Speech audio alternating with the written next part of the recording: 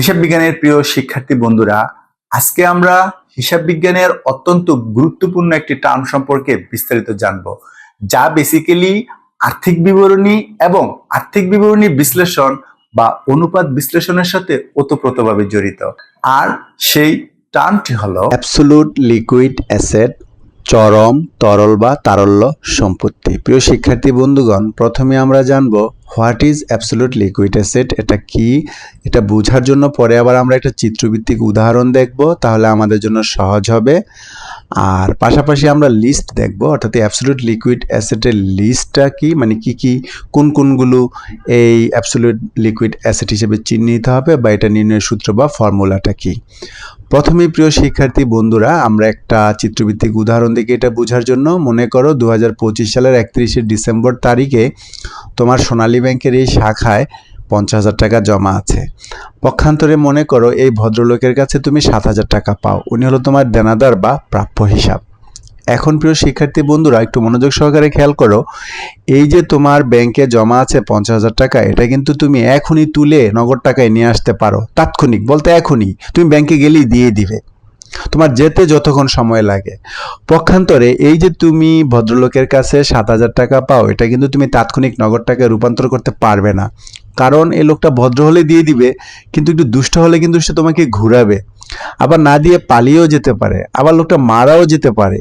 এই যে আমাদের অনাদায়ী হয় না, অনাদায়ী পাওনার তৈরি হয়, অর্থাৎ প্রাপ্য হিসাব থেকে ইচ্ছে করলে কিন্তু টাকা আদায় করা যায় না, একটু সময় লেগে যায়।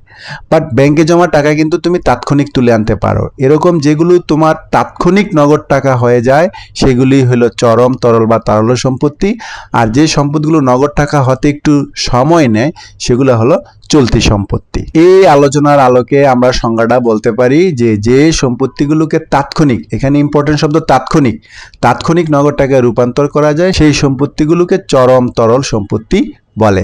প্রিয় শিক্ষার্থী বন্ধুরা, যেমন দেখো নগদ টাকা বা নগদ তহবিল, এটা তো নগদ আছেই, ব্যাংকে জমা টাকা যে কোনো সময় নগদ টাকায় রূপ দিতে পারো, স্বল্পমেয়াদী বিনিয়োগ, বিক্রয়যোগ্য সিকিউরিটি, বকেয়া আয়সমূহ ইত্যাদি। আর এটা নির্ণয়ের সূত্র হলো চলতি সম্পত্তি হতে সমাপনী মজুত পণ্য বাদ দিবা, চলতি কার্যের ব্যয় বাদ দিবা, অগ্রিম ব্যয়সমূহ বাদ দিবা, আর প্রাপ্যসমূহ বাদ দিবা, মানে প্রাপ্য হিসাব, প্রাপ্য বিল এগুলো বাদ দিবা। অর্থাৎ প্রিয় শিক্ষার্থী বন্ধুগণ, চলতি সম্পদ তোমাকে নির্ণয় জানতে হবে, আর এটা নিয়ে আমার ভিডিও আছে, ক্লাস আছে, তোমরা দেখে নাও, আশা করি সেটাও তোমরা সুন্দরভাবে শিখতে পারবে।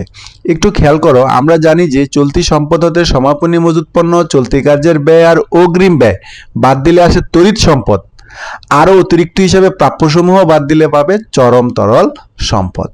তো এই চরম তরল সম্পদের ক্ষেত্রে তাৎক্ষণিক শব্দটা খুব ইম্পর্টেন্ট।